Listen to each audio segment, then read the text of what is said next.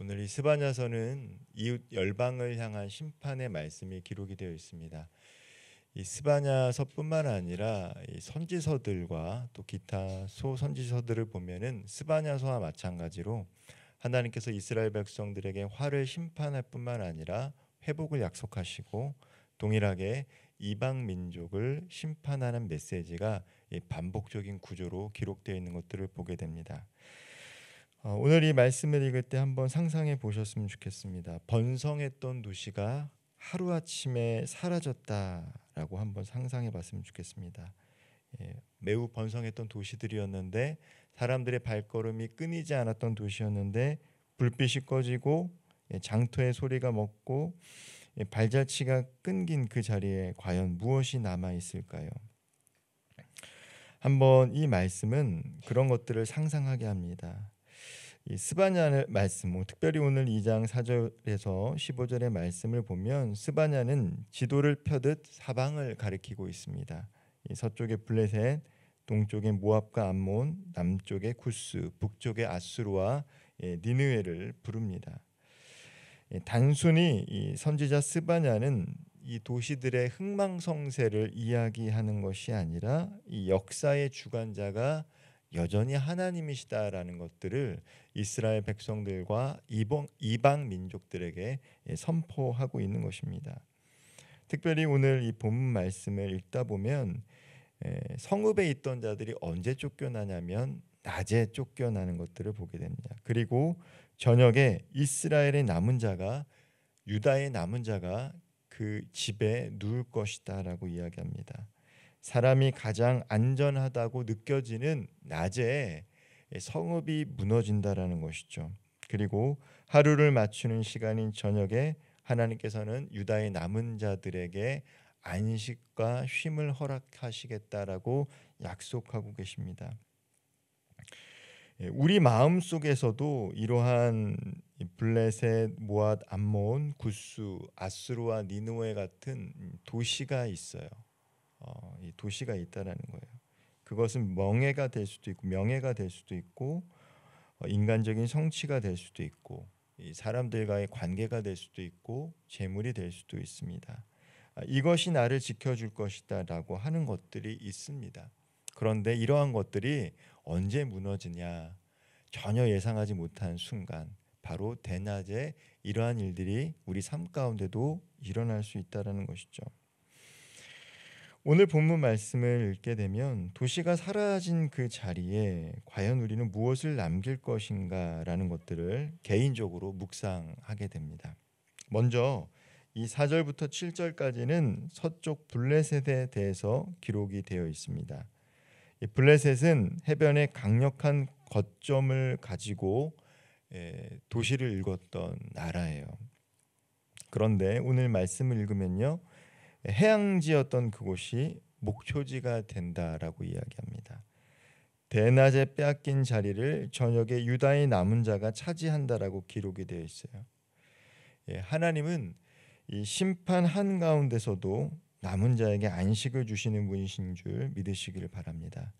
이방 민족들에게는 심판을 허락하시지만 동시에 하나님의 남은 자들에게는 그 시간에 쉼을 허락하신 것들을 오늘 말씀을 통해 읽을 수가 있습니다. 뿐만 아니라 오늘 우리의 삶에도 낮의 바쁨 속에 무너지는 순간이 있다라면 저녁에는 하나님께서 또한 예비하실 수 있다라는 소망을 주기도 해요. 사실 이 설교자들이 이 예언서를 본문을 가지고 설교하기가 참 어렵습니다. 왜냐하면 예언서는 심판의 메시지가 기록이 되어 있어요. 그러나 우리가 예언서를 자세히 읽다 보면 하나님은 멸망하게 하려고 이 예언서를 기록한 것이 아니라 들을 귀 있는 사람들에게 회복의 초대로, 그리고 또한 그 심판 속에서도 이 소망의 메시지를 전하는 것들을 보게 됩니다. 즉 하나님 편에 있을 때 유다의 남은 자들에게 저녁에 안식을 줬던 것처럼 우리가 하나님 앞에서 정직한 삶을 살아간다라면 이런 안식과 쉼을 하나님께서 주시겠다라고 말씀해주고 계시는 거예요.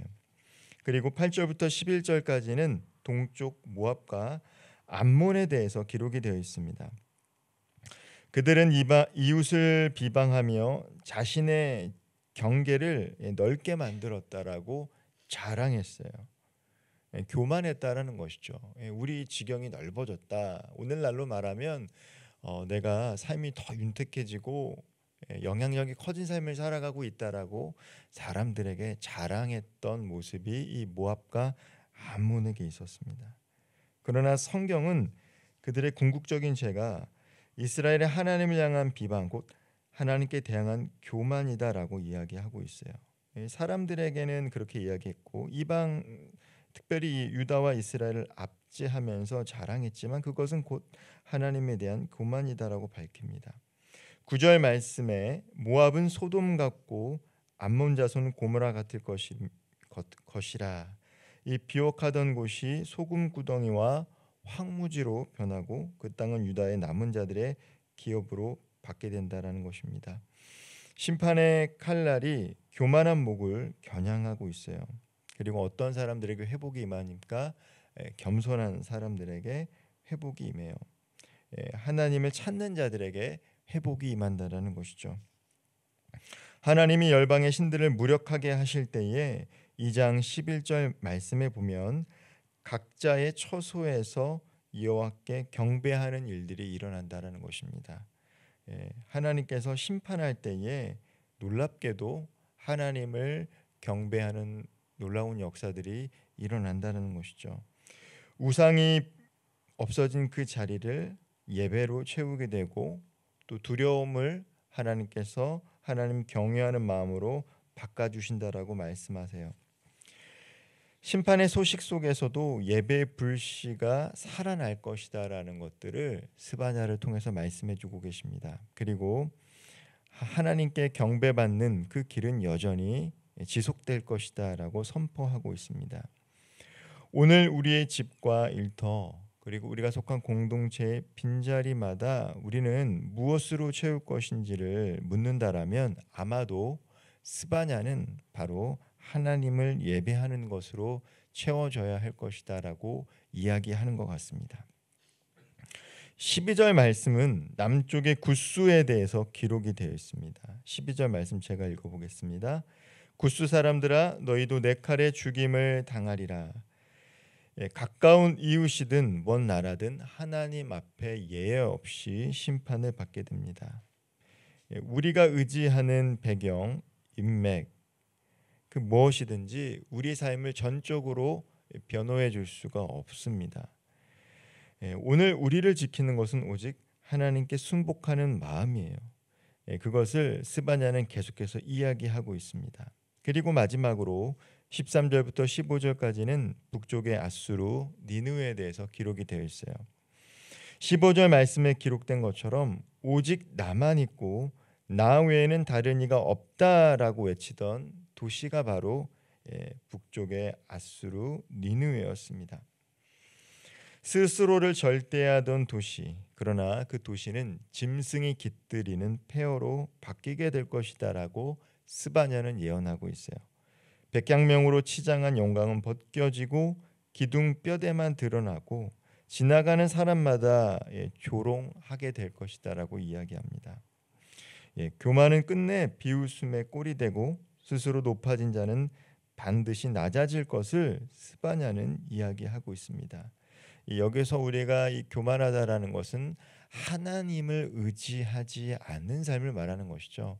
하나님을 의지하지 않은 채 나에게 있는 것이 나를 지켜줄 것이다라고 여겨지는 이 도시, 국가가 바로 교만하다라는 거예요. 마찬가지입니다. 우리도 하나님께서 나를 지켜주시고 하나님께 의지하지 않은 채 내게 주어진 것이 곧 나이고 내게 주어진 것이 내 남은 여생을 지켜줄 것이다라고 판단한다라면 그것은 곧 하나님 보시기에 교만해질 수 있다라는 거예요. 오늘 우리가 가진 성취 그리고 우리가 이루어진 것들이 나뿐만이 아니라 하나님을 통해서 이루어진 것이고 이웃들과 함께 나눔으로 나아갈 때 하나님께서는 스바냐 선지자를 통해서 회복의 메시지를 전했던 것처럼 그 남은 자들에게 하나님은 회복의 은혜를 더해 주실 것입니다. 오늘 본문 본문의 말씀처럼 서쪽, 동쪽, 남쪽, 북쪽 네 방향의 이야기는 결국 한 방향을 가리키고 있습니다. 바로 역사의 주관자는 하나님이시다라는 것들을 선지자 스바냐는 심판 가운데도 여전히 말씀하고 있는 거예요. 하나님은 온 땅의 주권자이며 교만은 무너지고 남은 자, 하나님을 경외하는 자는 반드시 서게 된다라는 것을 우리들에게 일깨워 주고 있습니다. 스바냐가 지목한 네 나라는 각기 상징성을 지녔지만 모두 하나님의 통치 아래 있고 마침내 그들 또한 하나님을 알게 될 것임을 우리들에게 말씀해 주고 있습니다. 그러므로 우리가 두려워할 대상들은 이방의 나라들이 아니에요. 우리가 두려워할 대상들은 사람이 아닙니다. 우리가 두려워할 대상은 오직 하나님 한 분임을 스바냐는 우리들에게 말씀해 주고 있습니다. 오늘 말씀을 통해서 짧게 세 가지를 정리하고자 합니다. 우리가 회복해야 될 것들이 무엇인가?